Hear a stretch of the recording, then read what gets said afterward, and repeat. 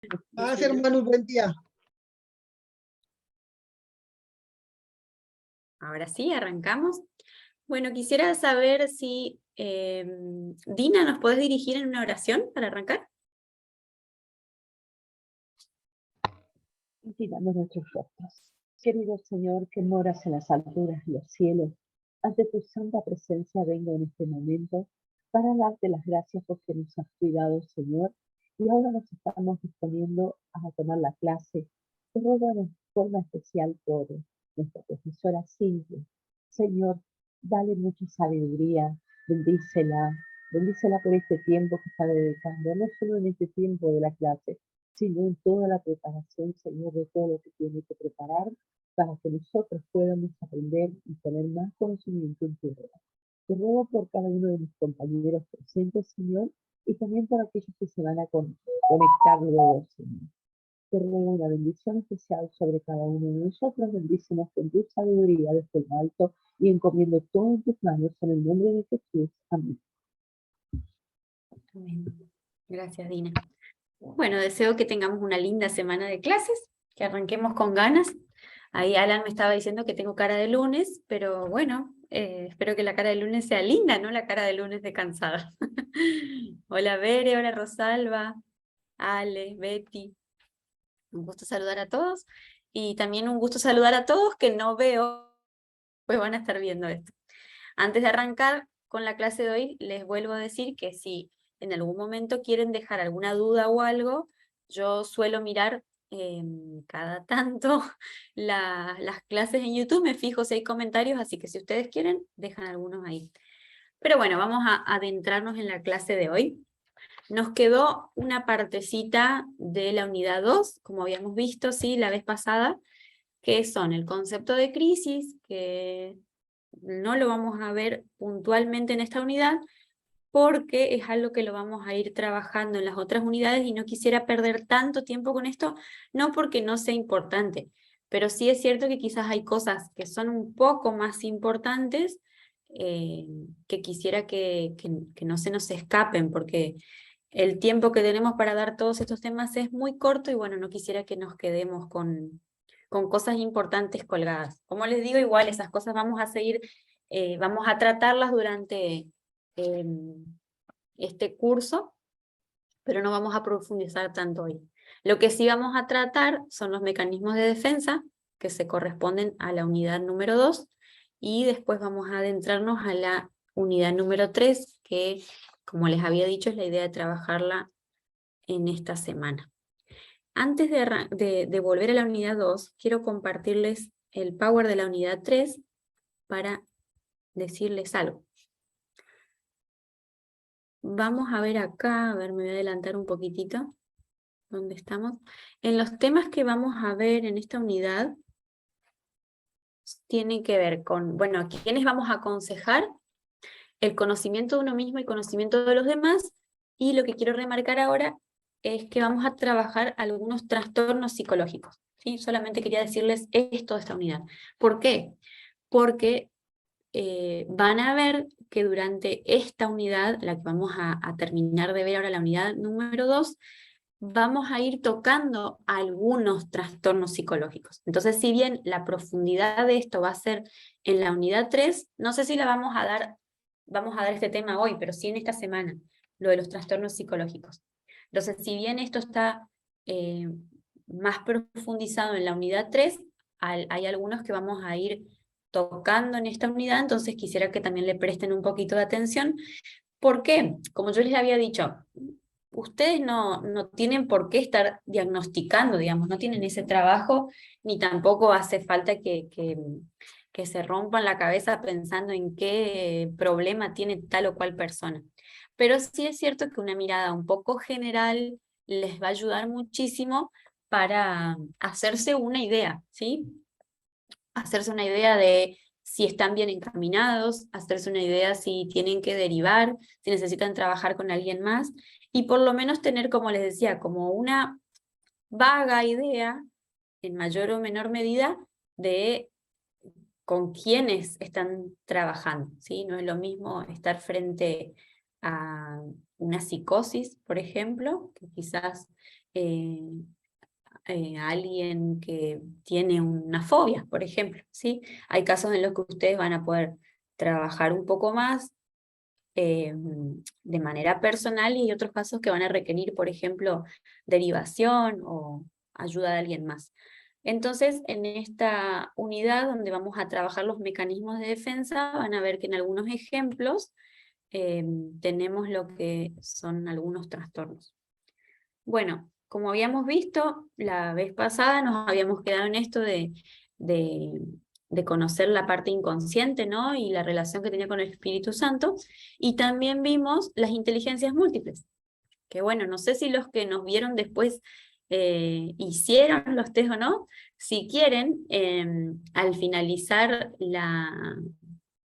en este video o en el video anterior pudieran dejar sus inteligencias más predominantes, así las conozco, si las hicieron, si no, no hay problema.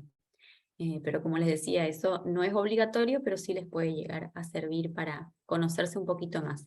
Como les había dicho, nuestra idea primera es tratar de entender ciertas cosas en nosotros para después poder entender un poco más a los demás.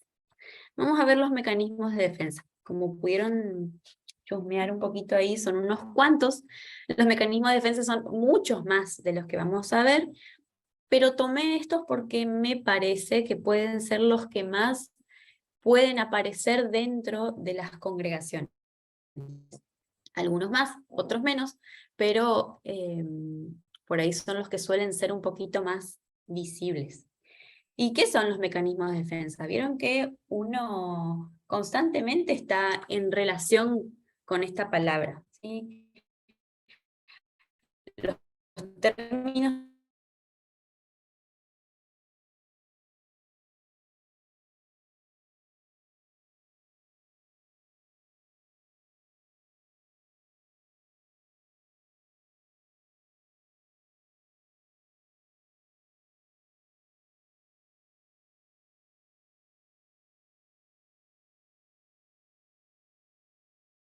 la problemática y uno no quererla demostrar, no quererla revelar. exactamente, gracias Rosalba. Ahí volvimos de nuevo a la grabación y les preguntaba a los chicos de la clase si tenían algo, qué idea tenían sobre los mecanismos de defensa. Y está muy bien lo que dijo Rosalba. Son los medios que nosotros encaramos como para enfrentarnos a situaciones que nuestro psiquismo no tolera, ¿sí? A nivel consciente, lo que suele pasar es que, por ejemplo, si nosotros tenemos una amenaza física, lo que tendemos a hacer es defendernos o con la lucha o con la huida, ¿sí? Esas son nuestras formas de defendernos de manera consciente. Ahora, si la amenaza es emocional, nosotros adoptamos un montón de recursos que son inconscientes y que hacen que nosotros nos escapemos de esa amenaza, ¿sí? Intentamos defendernos, intentamos poner corazas que hacen que no nos duela y hacen que nosotros más o menos podamos vivir una vida en equilibrio. Pero ¿qué pasa con los mecanismos de defensa? Inconscientes. Los mecanismos de defensa inconscientes están en el inconsciente, como habíamos hablado la vez pasada, no es un lugar físico, sí es un lugar que está, pero no es que podemos abrir el cerebro y encontrarlo ahí, pero está. Y al estar en el inconsciente, uno dice, ah, bueno, si es inconsciente no me doy cuenta, no me acuerdo. Pero ¿qué pasa? Las cosas que están en nuestro inconsciente siempre quieren hacerse consciente, necesitan salir a la conciencia. Todas esas cosas que nosotros tenemos guardadas, que son las situaciones que afectan nuestro estado emocional, que afectan a nuestro psiquismo, siempre quieren volver de una u otra forma. Y lo cierto es que vuelven. Ahora vamos a ver uno de los mecanismos de defensa, que es el más inconsciente, el que más daño puede hacer, que es el mecanismo de la represión. Ese siempre quiere volver. Disculpen que voy a ver el chat. Ale dice que es cómo nos adaptamos o cómo nos acomodamos a la realidad vivida. Es un sistema para contrarrestar una agresión verbal, dice Pedro. Exacto, una agresión verbal, una agresión emocional, y son nuestros recursos, son nuestros medios que nosotros tomamos como para poder defendernos. Y obviamente que lo hacemos sin darnos cuenta. Eso es la parte interesante de los mecanismos de defensa. ¿Todos ven el PowerPoint? ¿Sí? Bueno, vamos a arrancar con los primeros. Primero, para contarles un poquito, los mecanismos de defensa, si bien hay algunos que engloban la represión y la sublimación dentro de los mecanismos de defensa, Freud en su primer momento hablaba de que tanto la represión como la sublimación y otros dos más son destinos de pulsión. ¿Y qué era la pulsión? Él, como él escribía en alemán, las traducciones que hizo uno de sus traductores había dicho que la palabra Trieb, con B larga, era instinto. Pero resulta que en realidad él no quiso decir eso, todo lo contrario, él quería decir que la pulsión era algo totalmente opuesto al instinto, porque el instinto es más animal, ¿sí? Es más lo que es característico, ¿no? del animal.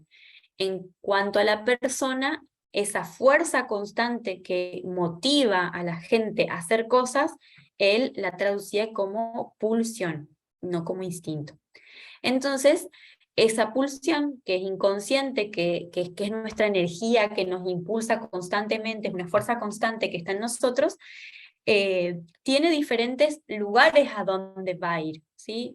Y uno de los que, ¿por qué tomo la represión y la sublimación solamente? Porque son los que más podemos ver dentro de nuestras congregaciones o dentro de la experiencia cristiana. Entonces, la pulsión va a tomar ciertos lugares a donde ir para defenderse. Por eso también es considerado como un mecanismo de defensa. Esto solamente les quiero contar, no quiero embarrarles la cabeza tanto con eso. Les quiero explicar esto, ¿por qué? Porque en realidad, teóricamente, la represión y la sublimación, la que sigue, son las que tienen que ver con destinos de pulsión, pero yo quiero que las tomemos nosotros hoy como mecanismos de defensa, ¿sí? Que también son, pero tendría que hacerles esa explicación para que conozcan bien la parte de la teoría y no algo que se quede como que lo invento yo. Entonces, como mecanismo de defensa, van a haber cosas que hacemos, palabras que decimos, acciones que tenemos, que nos hacen refugiarnos de las amenazas emocionales o las amenazas psíquicas. Como les decía, la represión es una de ellas, que es la más dañina, porque es totalmente inconsciente. Y es la negación de que hay una amenaza. Básicamente eso es la represión. Hay cuestiones que pasamos en nuestra primera infancia, sobre todo, que quedan bien ocultas en el inconsciente porque fueron consideradas para nuestra conciencia traumáticas. Entonces, como esas cuestiones no las tolera nuestra mente, se fueron bien al fondo y quedaron reprimidas, ¿sí? La represión, vieron que lo habíamos visto en un ejemplo que era la semana pasada, cuando les explicaba a esta joven que había sido curada, entre comillas, por Breuer, donde ella había vivido una experiencia traumática en la que vio a un perro tomando agua de un vaso y le generó mucho asco, y reprimió esa situación, porque no se la acordaba, en serio no se la acordaba. Entonces, ¿qué pasa? Lo reprimido, como siempre, retorna en la conciencia, retorna de manera desfigurada, que fue que no podía tomar un vaso de agua y no podía tomar agua, ¿se acuerdan? Tenían que saciar su sed con las frutas únicamente. Entonces eso reprimido que le generó tanto malestar, no lo podía hacer consciente, solo lo hizo consciente mediante un tratamiento. Entonces, lo importante de acá es entender que lo reprimido siempre quiere volver, de una forma u otra. Y el tema es que generalmente la forma en la que vuelve lo reprimido es en modo de los trastornos psicológicos. Aparece en modo de ansiedades, en modo de fobias, en modo de somatizaciones. Entonces eso reprimido constantemente daña a la persona. Un ejemplo que dice Jorge León en su libro sobre lo que es la represión y cómo son los pasos que tiene la depresión. La depresión, ese fue un acto fallido mío. Ahí está mi inconsciente jugándome en contra. Eso es algo de lo reprimido. Bueno, ahí está un ejemplo. La represión, uno de los pasos que tiene, él explicaba cómo, por ejemplo, en que hay un niño, decía que un matrimonio iba a recibir una familia en su casa, y él tenía, este niño tenía un vocabulario muy grosero, ¿sí? Se manejaba muy feo, era muy grosero. Entonces, al papá se le ocurrió algo, que lo iban a encerrar en el sótano. Entonces, no molestaba. Pero ¿qué pasa? La característica de este niño es que también era muy inquieto, no se quedaba quieto en ningún momento, siempre estaba en movimiento, era activo. Entonces, era bastante imposible mantenerlo quieto. Entonces, la pregunta que surgían ahí, ¿qué pasa si ese chico está en el sótano? ¿Se quedará tranquilo en el sótano? ¿Qué pasa si no se queda quieto y de una forma u otra intenta salir? ¿Y qué pasa si en serio ese niño sale del sótano? Sería un caos para esta situación. Obviamente que es un ejemplo inventado. Espero que nadie ponga a sus chicos inquietos en un sótano, ¿no? Pero es solamente un ejemplo para explicar cómo funciona la represión. En su momento tenemos algo que es intolerable y lo metemos en el sótano de lo inconsciente, lo metemos bien adentro. Resulta que como esto molesta, como está en ese olvido activo, ¿no? Como esto molesta, intenta constantemente salir, grita furiosamente por salir hacia la luz. Y el tercer paso es lo que se llama lo retorno de lo reprimido, que es cuando logra salir. Pero como les decía, logra salir mediante un síntoma, que generalmente esos síntomas son, como les había dicho, los trastornos psicológicos. Ahora, eso inconsciente reprimido puede salir, como recién me pasó a mí, como un acto fallido, ¿sí? Como los lapsus, como esas palabras que decimos sin querer.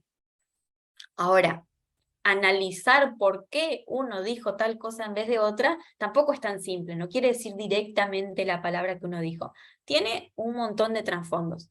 Como les digo, no quiero que se rompan la cabeza con esto acá, no es que ustedes van a ir por la calle, por la vida, buscando a ver quién se equivocó con tal palabra y tratando de analizar por qué pudo haber sido. No, porque es súper engorroso.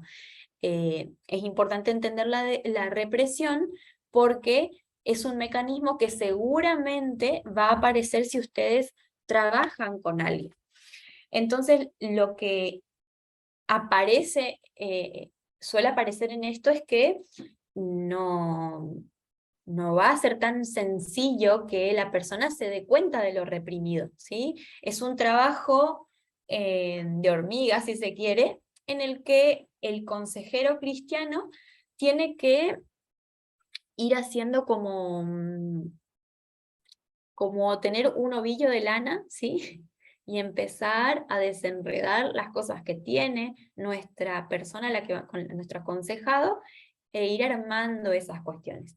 Esto inconsciente tiene que ver, como les decía, con traumas infantiles. Entonces, muchísimo de los sufrimientos que nosotros tenemos de adultos es porque vivimos situaciones traumáticas en la niñez. Muchas nos las acordamos y muchas no. Generalmente, lo que suele pasar es que cuando nosotros estamos en un contexto terapéutico y también dentro de un contexto de consejería cristiana, al hablar hay cosas que van a ir saliendo y hay recuerdos que van a ir apareciendo que la persona no sabía que los tenía.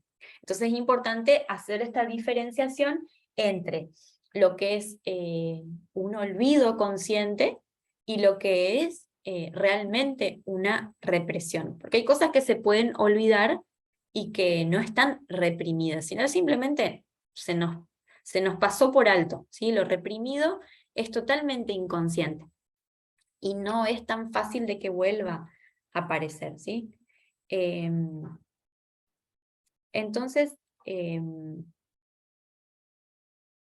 como les decía, siempre queda inconsciente. Entonces, la persona no se va a dar cuenta y necesita a alguien que lo escuche, sobre todo. En este sentido, es alguien que escuche.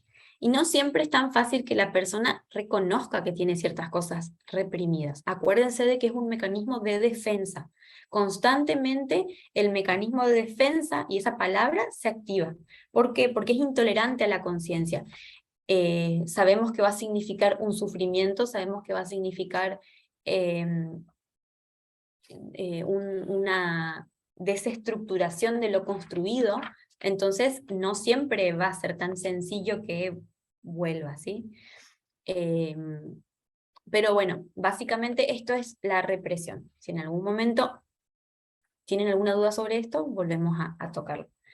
Otro de los destinos de pulsión, también considerados como mecanismos de defensa, es la sublimación. ¿Qué pasa?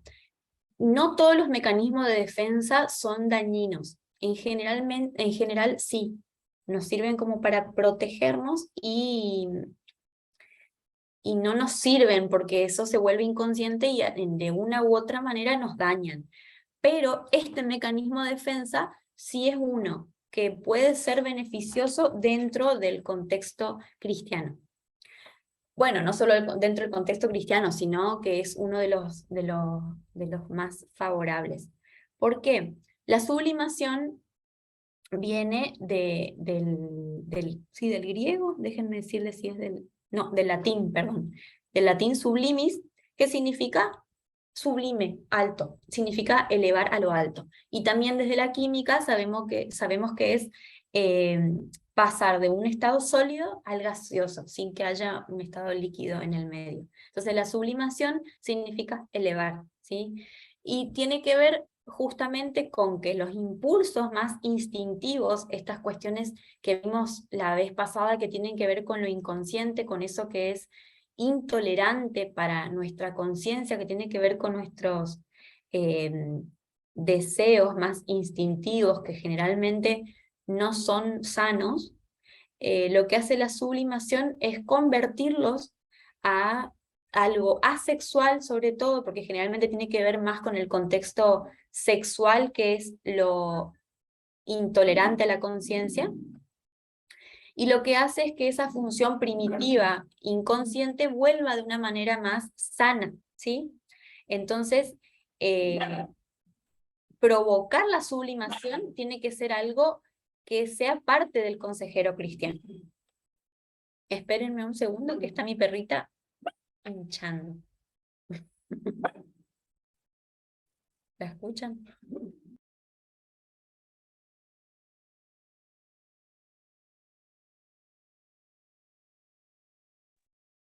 Bueno, vamos a ver si deja de molestar y si no la voy a sacar de acá. Pero no nos va a dejar tranquilos. Esto es trabajar desde casa, ¿no? Bueno, si ustedes la escuchan y les molesta, me dicen. Yo ya estoy acostumbrada. Dale de comer, me dice Alan. Si supieras que come todo el día.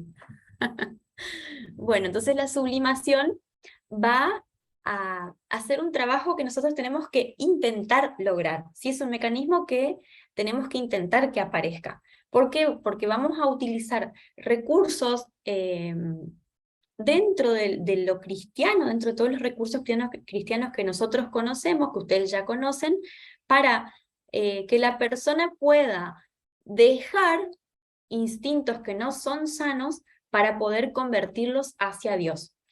¿Qué pasa? Lo importante es que estas cuestiones instintivas no vayan de nuevo a lo inconsciente, que no se repriman. Por ejemplo, si hay alguien que tiene, no sé, como un caso que creo que lamentablemente se ve muchísimo en las congregaciones, es la orientación hacia la pornografía, ¿sí? Hay mucha gente que lucha con esa tentación. ¿Y qué pasa?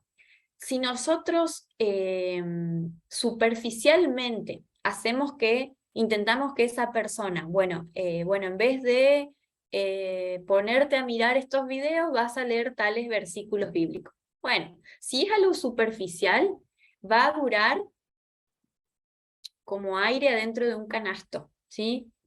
Está, pero no está. Entonces, no va a servir porque va a ser algo solamente superficial y posiblemente lo volvamos, lo vuelva a reprimir, ¿sí? Entonces va a estar un tiempo sin estar en la conciencia, pero vuelve. Entonces lo que tenemos que intentar es que ese cambio sea real, que esa sublimación sea real. Y la única forma en la que nosotros vamos a lograr eso es que esa persona esté realmente bajo el poder del Espíritu Santo. Entonces, la forma en la que funciona la sublimación es gracias a Dios. Nosotros vamos a darle recursos, vamos a darle herramientas para que pueda ir para otro lado. Pero ¿qué pasa? La sublimación, para que no se convierta en represión, es necesario que nosotros conversemos con esa persona, que veamos qué cuestiones de niño, qué cuestiones fueron de carencia en su niñez para que tenga que utilizar esa energía, esa pulsión, de una manera desfavorable para su vida. Entonces vamos a tener que investigar, vamos a tener que ser unos investigadores en saber qué pasó años atrás. Lo cierto es que el trabajo del consejero cristiano lleva tiempo. Eso es algo importante de saber. Ustedes no van a poder aconsejar a alguien en 3 veces que lo vean. Lleva tiempo. Necesitan sentarse con la persona y escucharla. Es básico escuchar. Algo de la sublimación en la que la sublimación no funciona. ¿Vieron los casos de hijos de pastores, hijos de referentes cristianos muy comprometidos? Es que en su momento fue como muy ferviente el estar dentro de la iglesia y de buenas a primeras no les gustó nada, hicieron todo lo contrario y fue un desastre, ¿no? Se fueron por otros caminos. Eso se considera como desublimación, que funciona como lo contrario. Estaba lo sublime primero, estaba lo alto, estaba lo elevado, estaba lo correcto, ¿y qué pasa? Apareció lo contrario. El instinto primitivo es lo que prevaleció. Entonces la forma es entender primero esto, entender que eso funciona al revés, que fue un mecanismo de defensa fallido, en este caso, porque la sublimación, como les decía, es importante, y tenemos que ver qué otras cuestiones están detrás. Ahora vamos a ver algunos mecanismos de defensa más. Pero ¿qué es importante en esto? Que si esa persona se dejara aconsejar, podamos también ir al fondo de las cuestiones, a ver qué situaciones fueron reales en cuanto al compromiso en la iglesia y qué no, qué cuestiones fueron impuestas, qué lo habrá defraudado, ¿sí? Porque muchas veces pasan que desde niños tienen como un ideal muy, muy fuerte con lo que son sus padres, por ejemplo, y después cuando se dan cuenta de que son simples mortales humanos y tan carentes de perfección, que se defraudan mucho y eso los tiende a tirar para el otro lado, ¿sí? Hay un montón de casos y ejemplos y cada situación es distinta, pero es importante ver que es un mecanismo que se repite.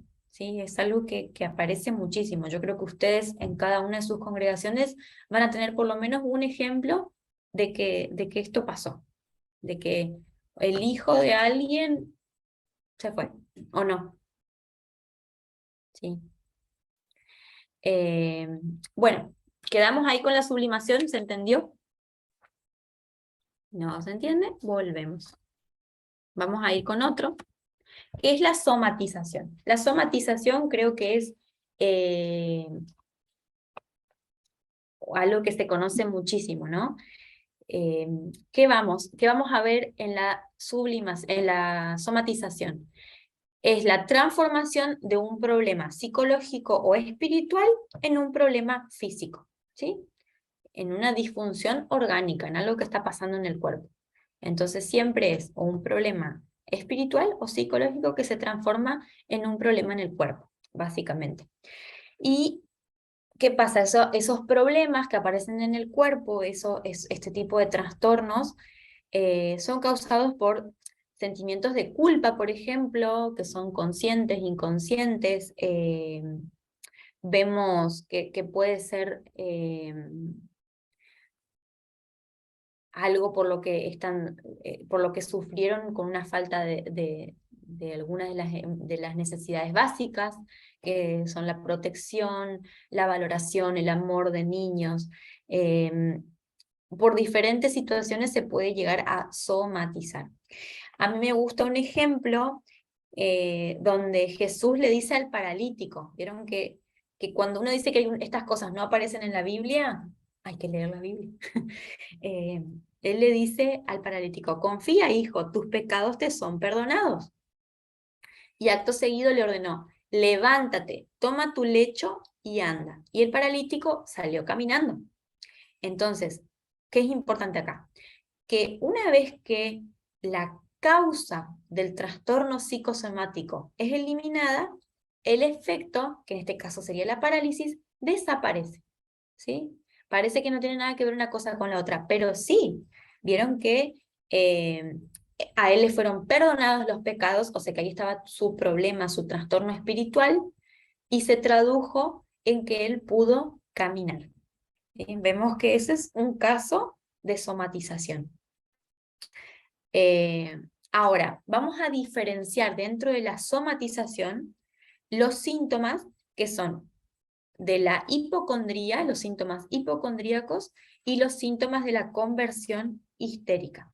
La conversión, en este caso, no tiene nada que ver con el sentido cristiano ni religioso. La conversión es, en este sentido, puramente psicológico. Aquí vamos a hacer esa diferenciación. Ahora, los síntomas hipocondríacos. Creo que es la palabra hipocondría, o la hipocondria, también conocida, es bastante hablada dentro de nuestro contexto también. ¿Qué pasa? Durante el siglo XIX se consideraba que la mayoría de los problemas que se tenían en cuanto a lo psicológico tenía que ver todo con el cuerpo, ¿sí? No se reconocía esta parte emocional o psicológica, todo era por parte del cuerpo, éramos como unas maquinitas funcionando. Después, Freud es el que habló de las enfermedades psicosomáticas. Él introdujo ese término, diciendo que había disturbios psíquicos que acompañaban a las funciones orgánicas. O sea, que no todo lo que pasaba era solamente del cuerpo producido por algo físico, sino que él decía que un 50% era emocional. Hoy conocemos que es un 70% emocional o espiritual que se traduce en el cuerpo y solamente un 30% es de algo físico en serio. Es bastante importante este número porque la mayoría de las cosas que nos pasan tienen que ver con lo emocional. Ahora, la conversión, como habíamos dicho, en el sentido puramente psicológico, tiene que ver con convertir, como la palabra lo dice, un problema espiritual o emocional en síntomas físicos. ¿Sí? Esa es básicamente la conversión. Y también pasa al revés. Las enfermedades físicas pueden convertirse en trastornos psicológicos y en trastornos espirituales. Vamos a decirle trastornos y no enfermedades, ¿sí? Entonces los síntomas hipocondríacos son un tipo de conversión, ¿sí? Pero después vamos a ver una puntual que es la conversión histérica, por eso es las dos partecitas. Entonces, en la hipocondría, ¿qué pasa? La persona desconoce realmente el origen de lo que le está pasando, pero se encuentra muy disfuncional a lo que puede hacer cotidianamente. Su cuerpo se encuentra de manera disfuncional. Vieron que son personas que van al médico y el médico le dice, usted no tiene nada, usted no tiene nada. Pero ¿cómo que no tengo nada si yo siento que me estoy muriendo? Dice la persona. Entonces, no se trata de una simulación, la gente no está mintiendo. Realmente, como es un mecanismo de defensa, la persona realmente se siente enfermo, la enfermedad es real para el enfermo. Pero la verdad es que no existe más que en la mente de la persona. Entonces, los síntomas que padece el hipocondríaco tienen que ver con que se siente muy débil, con que puede tener agitaciones, puede tener palpitaciones, pierden el apetito, se sienten, bueno, como faltos de respiración, los músculos se ven debilitados, sienten hormigueos, se sienten molestos, sienten rigidez en el cuerpo, o sea, realmente lo sienten. Y pueden tener también, por ejemplo, problemas gastrointestinales, eso sí es muy común. Entonces, es importante destacar esto. No todas las personas que tienen esos síntomas son hipocondríacos, ¿sí? Eso es importante destacar. Realmente hay mucha gente que está enferma y no es hipocondríaca, pero hay una forma de detectar al hipocondríaco. Entonces ustedes, como les decía, ¿no conocen a alguien que las enfermedades son el tema de conversación? De lo que le pasa constantemente. Esas personas que van de médico en médico y ningún médico le puede resolver el problema porque todos le dicen usted no tiene nada y va a otro y va a otro.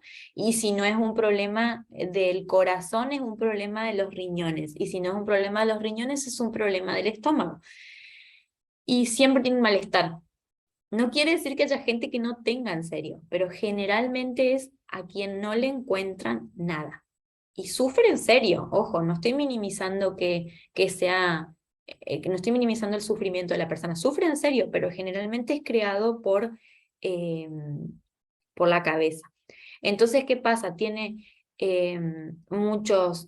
siente opresión, puede tener mucho malestar físico, puede tener problemas gastrointestinales, pero una forma de darse cuenta es si hay alguna situación que hace que el síntoma aparezca más fuerte o que desaparezca. Por decirles un ejemplo, si las quejas aparecen cuando se da tal situación, por ejemplo, aparece más fuerte cuando se da tal situación, tiene que ir a trabajar, tiene que cumplir alguna responsabilidad y también viceversa, que la queja o el lamento o lo que le pasa desaparece cuando puede hacer una situación, cuando puede tener alguna actividad agradable, aparece una situación que le guste. Jorge León, por ejemplo, dice el ejemplo de que los síntomas desaparecen cada vez que se va de paseo a la playa, al picnic, y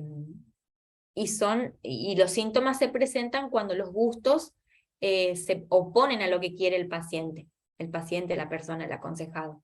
Pero estos síntomas desaparecen cuando hace lo que les gusta. Entonces, inconscientemente es una manera de llamar la atención, de ser el centro de la queja, centro de atención para la queja o centro de atención para la lástima o para la simpatía. Entonces, el tema predilecto de una persona hipocondríaca son las enfermedades. Es importante saber que la hipocondría no se presenta de un momento para el otro. Generalmente es un cúmulo de situaciones y de sensaciones en el cuerpo que van llevando a la persona a tener estos síntomas más marcados. No es que de un momento a otro. Generalmente son años. Por eso, es importante, y es lo que yo siempre le digo a las personas con las que trabajo. Si durante 30 años sentiste estas cosas, no pretendas que esto se te vaya en un mes o 2. Entonces, ustedes tampoco tienen que frustrarse con que las cosas no aparezcan de manera inmediata, porque son condiciones que nos marcan, que nos estructuran, son estilos de vida que a veces no son tan sencillas de desbloquear. Y ni les digo los mecanismos de defensa, que no siempre son tan fáciles de desmenuzar y de que la persona sea consciente. Alan pregunta si puede que actúe así para evitar algo del pasado. Generalmente sí. Los mecanismos de defensa generalmente están porque hay cuestiones desagradables que nuestra mente no quiso tolerar, que generalmente tienen que ver con esas cuestiones desagradables de nuestra primera infancia. No siempre es de la infancia, muchas veces puede que nosotros tengamos una represión con una situación que nos pasó, no sé, a los 20, 30 años, y que realmente nos la olvidamos. O esta hipocondría empezó a partir de, no sé, de la muerte de alguien. No necesariamente tiene que aparecer en la infancia, pero generalmente nuestra vida está muy determinada por nuestra niñez. Entonces depende de cómo fue nuestra infancia, es así como vamos a dirigirnos después con las cosas en el futuro, generalmente. Eso igual lo vamos a trabajar un poquito más en la unidad 3, que tiene que ver con el aconsejado. Déjenme que mire la hora. Ay, esta hora que pasa muy rápido. Bueno, otro tipo de somatización aparte de la hipocondría es la conversión histérica. Vieron que la histeria, qué palabra que se utiliza mal y común, y es qué histérica, qué histérica. Qué histérico, como cuando tiene un comportamiento de mujer. Y en realidad, la histeria en su primer momento, pasa que la histeria del griego viene como útero, ¿sí? La histeria o histerón viene del griego, que es útero. Entonces siempre se consideraba que la histeria era un problema de las mujeres, que era una enfermedad exclusivamente femenina. Hipócrates, vieron que es el que hablaba de los temperamentos, él decía que la forma de solucionar la insatisfacción sexual, porque él creía que esto era la histeria, tenía un remedio muy fácil, que era: cásate y desaparecerá tu enfermedad. Muy básico su pensamiento, porque era como la idea que se tenía en la época. Después hubo, en el siglo XIX, que era Charcot, Juan Martín Charcot, que él decía que la histeria no era solamente de las mujeres, sino que los síntomas aparecían también en los hombres. Y Freud tomó el discurso de él para presentarlo en una conferencia que se hizo en Viena, y él quedó ridiculizado, porque todos en ese momento creían que eso era una idea absurda, creían que solamente la histeria era la mujer, porque venía como una cuestión del útero y que tenía que ver con insatisfacciones sexuales. Pero él se dio cuenta de que los síntomas pueden aparecer en hombres como en mujeres, y que su origen es psíquico, y que puede ser resuelto mediante un trabajo psicoterapéutico, ¿sí? ¿Y qué pasa con la conversión histérica? ¿Qué es? Mientras que el hipocondríaco, por ejemplo, tiene fatigas, sensaciones raras o estados de ansiedad, en la conversión histérica puede que realmente haya una parálisis, por ejemplo. Es como más concreta el trastorno en el cuerpo, ¿sí? Es más concreto en el cuerpo, se parece en serio. Por ejemplo, un hipocondríaco se siente que se va a desmayar o se siente fatigado, en la conversión histérica se desmaya en serio, ¿sí? Aparece el síntoma en serio, la enfermedad en serio. Un hipocondríaco puede afirmar que ve cosas borrosas, y en el histérico realmente se queda ciego, ¿sí? Entonces, la conversión histérica tiene que ver con la conversión propiamente dicha. del trastorno psicológico o trastorno espiritual lo convertimos directamente en una disfunción orgánica o física, ¿sí? Ahora, es importante saber que hay personas que son paralíticas, mudas, sordas, que se desmayan, etcétera, que no son histéricos. Eso vuelvo a recalcar.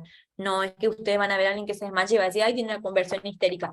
No, no es tan simple. Realmente hay personas que lo sufren, pero hay una gran parte de estas cuestiones que son emocionales. Entonces, ¿cómo es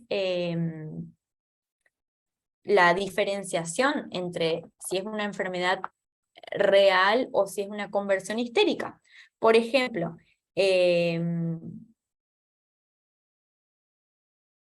a ver, les voy a poner un ejemplo. Una persona no ve nada, se le ponen dedos enfrente y no ve, receber los dedos, pero puede tener una reacción en el cuerpo si se le acerca de lejos o de cerca un encendedor con una llama prendida.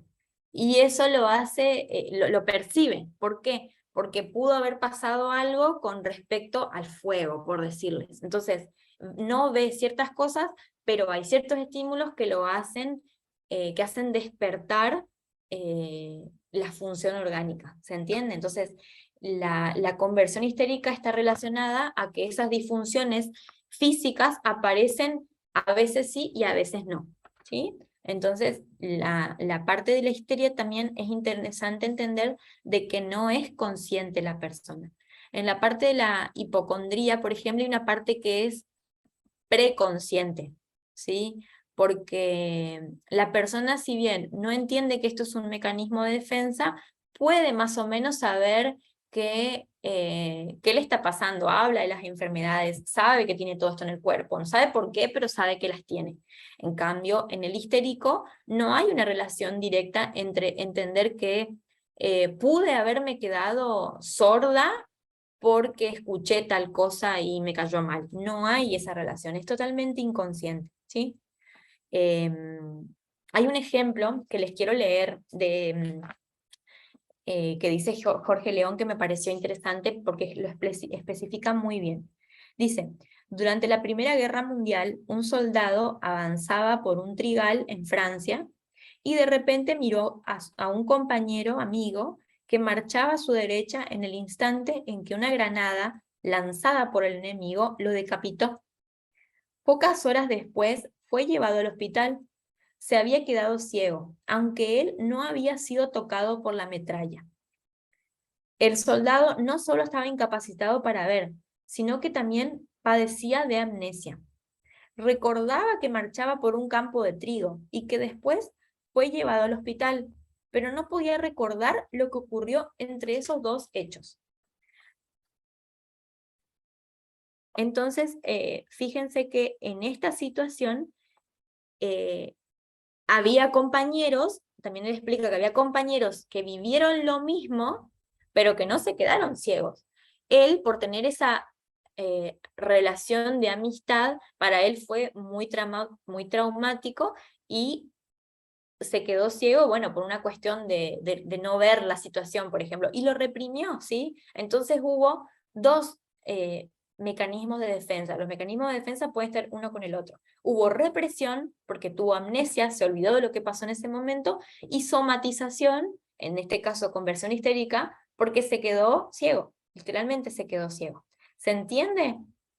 O sea, no se quedó ciego porque se le cayó una bomba encima, sino que se quedó ciego por lo que vio y fue intolerable para la conciencia.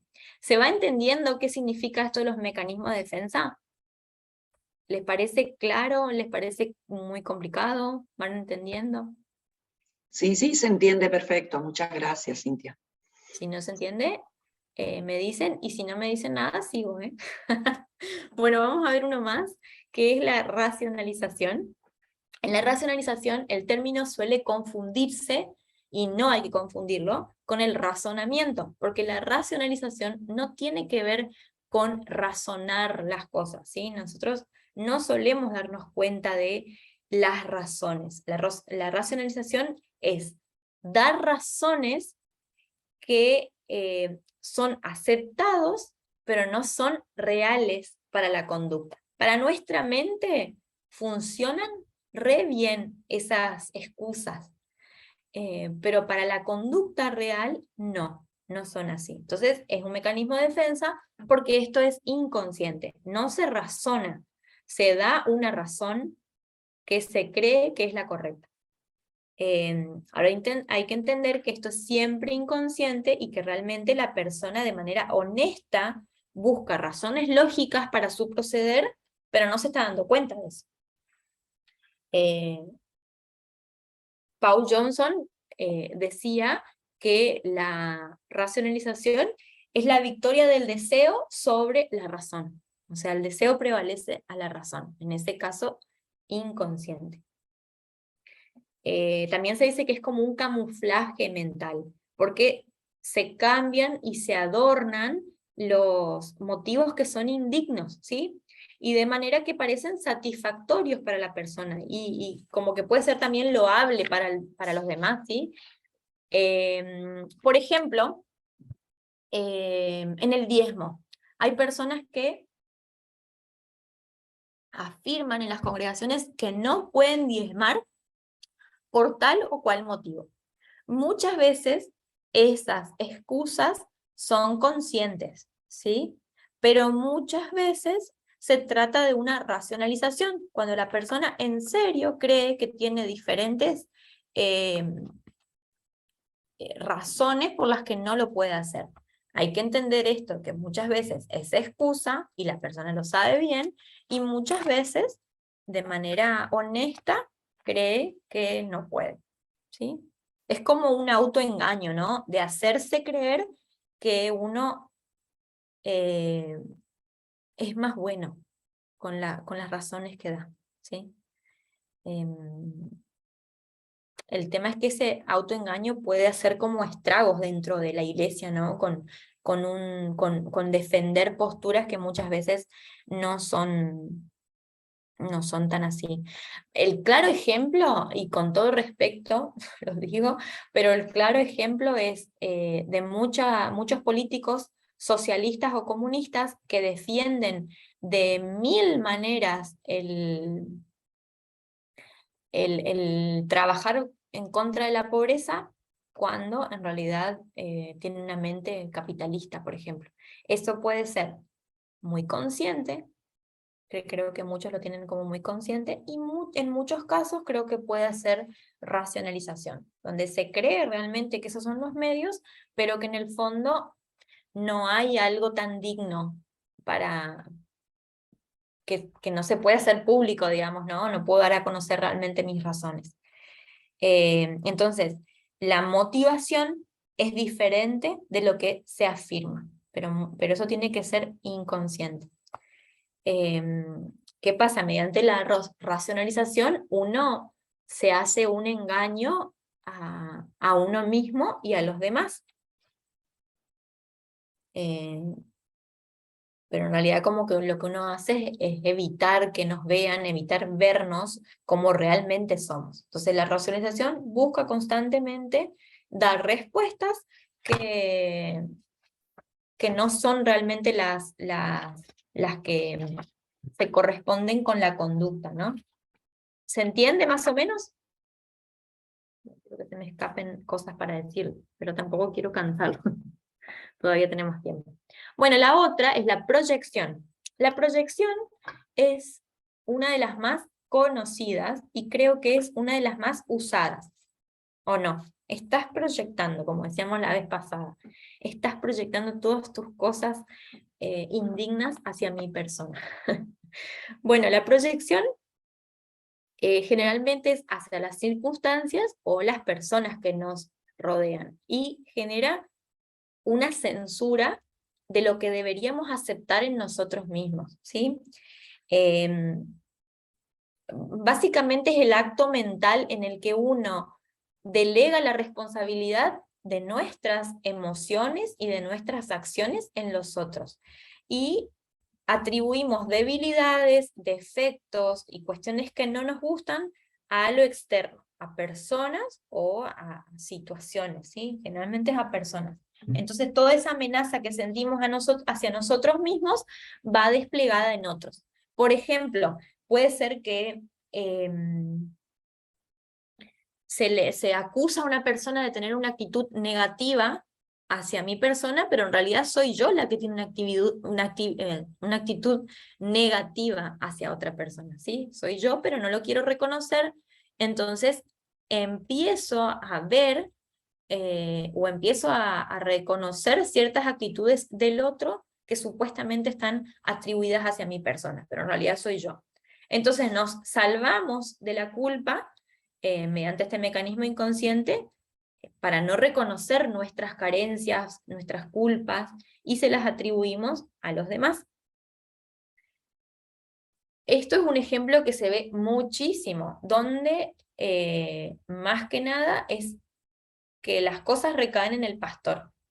Entonces, en la iglesia hay dificultades y se atribuyen al pastor, ¿sí? Hay cosas que a mí no me están gustando de mi vida y se las atribuyo al pastor. Hay cosas que no funcionan en la iglesia y van al pastor. Y también puede pasar al revés. Puede que el pastor eche la culpa de cuestiones en otros. Digo pastor porque es como el ejemplo que más se ve, también puede pasar con cualquiera de nosotros. Entonces, tomo este ejemplo de nuevo para que sea más explícito y para que se entienda un poco más. Por ejemplo, un pastor fue a pastorear en cierto lugar y no funcionó, y considera que todo fue por culpa de las situaciones que vivía en ese lugar. Y a veces tiene que ver, obviamente que en muchas situaciones se puede dar, pero uno no puede escapar de lo que realmente tiene también en eso. Las cosas no son solamente un 100% de un lado o del otro. Muchas veces se dan en un 50 y 50. Entonces, en la proyección lo que pasa es que no se hace cargo de nada y todo va atribuido en el otro. Lo correcto sería evaluar de manera racional y consciente de darnos cuenta de que pueden haber factores externos y de la otra gente que no cooperan, pero darme cuenta de que posiblemente también tenga que ver con cuestiones mías que no sumaron a que eso, a que eso funcione, ¿no? ¿Se entiende el ejemplo? Entonces, en esta parte de la proyección podemos no sé, podemos encontrar calificativos negativos en la otra persona o creer que la persona tiene ciertas cuestiones en mí, hacia mí, y en realidad soy yo. Como les decía, podemos encontrar un montón de prejuicios y en realidad directamente son prejuicios míos. Y vamos a ver tres tipos, perdón, de proyección. La proyección que es encaminada a justificar la culpa o responsabilidad del proyectante. Es decir, que vamos a buscar algo objetivo a problemas subjetivos, ¿sí? Los problemas subjetivos tienen que ver con la percepción de uno mismo, con lo subjetivo es lo que cada uno considera sobre sí mismo y sobre los otros, pero es una consideración personal. Lo subjetivo es lo personal, y lo objetivo es buscar la razón. En este caso vendría a ser la racionalidad, no la racionalización, ¿sí? Buscar los medios claros y reales sobre las situaciones, los justificativos también claros y reales. Entonces, en este caso, el mal se va a considerar como externo y no como interno, ¿sí? En este tipo de proyección. Entonces, todo lo subjetivo no se va a tener en cuenta, todo lo mío no se tiene en cuenta, sino que esto va desplazado hacia afuera. Y había un ejemplo de una chica que era racista, ¿sí? Entonces decía que estaban en un grupo de alabanza y que nunca hubo problema. Había una chica negra y nunca hubo ningún problema. Resulta que después, en cierto momento, se dividieron los grupos y una chica blanca se quedó junto a la chica negra. ¿Y qué pasa?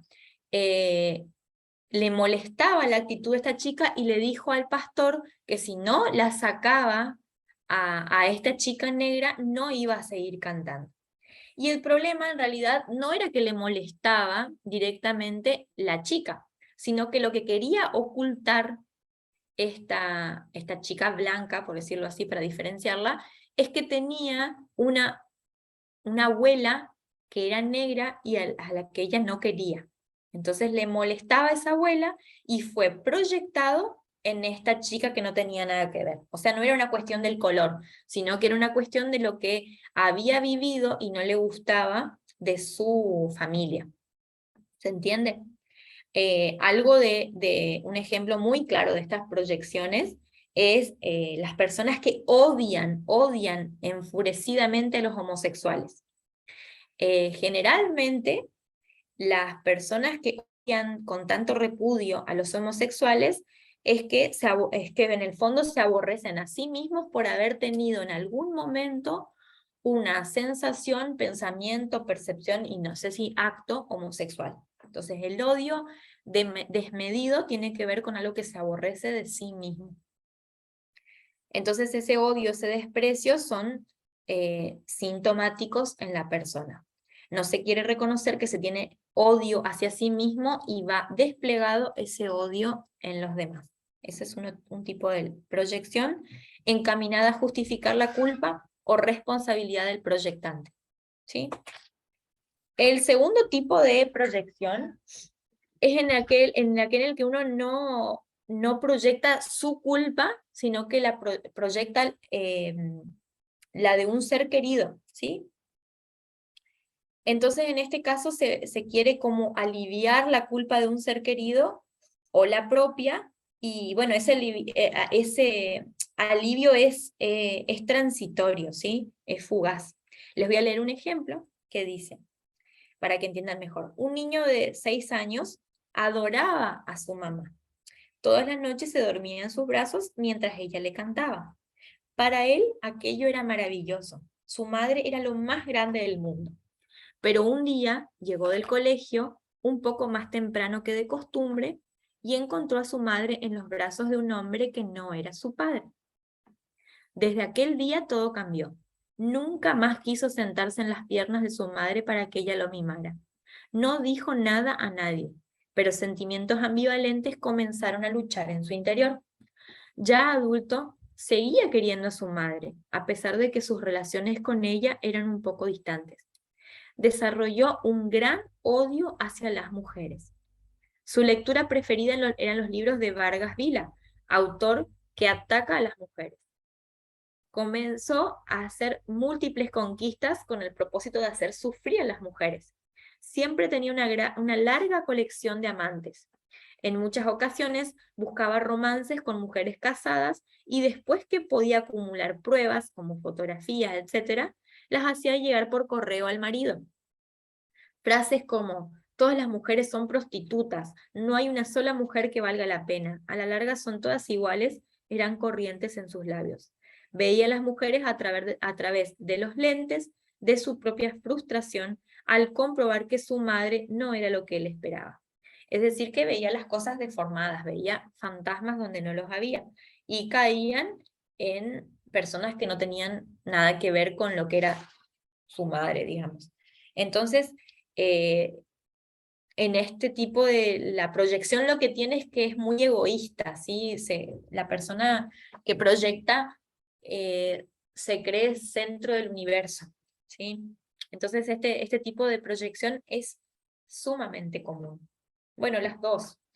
Y esta tercera también, que es la última, y es donde uno traslada su frustración a la existencia de Dios. Se proyecta la frustración hacia Dios. Entonces, por ejemplo, aparece la idea de justificar las faltas en que si Dios no existe, no hay moral que justifique que yo haga tal o cual cosa, entonces no importa. Y si Dios existe, Él me hizo así, entonces no es culpa mía, sino que es de Dios. vieron que desde la creación, un receso. Termino esto acá y los dejo. Entonces, no queda colgado, ¿sí? Es solamente esto lo último. Vieron en la creación, desde la creación vemos que esto pasó. ¿Qué dijo Adán en Génesis 3:12? La mujer que me diste por compañera me dio de ese fruto y yo lo comí. O sea que vos hiciste la mujer y fue culpa tuya porque vos la hiciste, y fue culpa de la mujer porque vos me la pusiste. ¿Y qué hizo la mujer? La serpiente me engañó. Y yo comí. Entonces, de nuevo, culpan a Dios y también culpan a alguien más. Entonces está esto de hacer responsable a Dios por mi propia conducta, porque Él me hizo así como soy. Y si Él no existe, yo puedo hacer lo que quiera. ¿Sí? Ese es un tipo de proyección que también aparece. O creer que Dios es malo por las cosas que supuestamente permiten de maldades en el mundo, ¿no? Entonces, como veíamos, este tipo de mecanismo inconsciente también lastima. Es uno de los que más lastiman y los que más se ven. Dejamos acá. ¿Qué hora es? Ay, justo son y 15. Pensé que ya estábamos más sobre la hora que me dijo Ana. Yo me estaba apurando. Bueno, Alan y todos hacemos un proceso hasta las 1:30 y volvemos.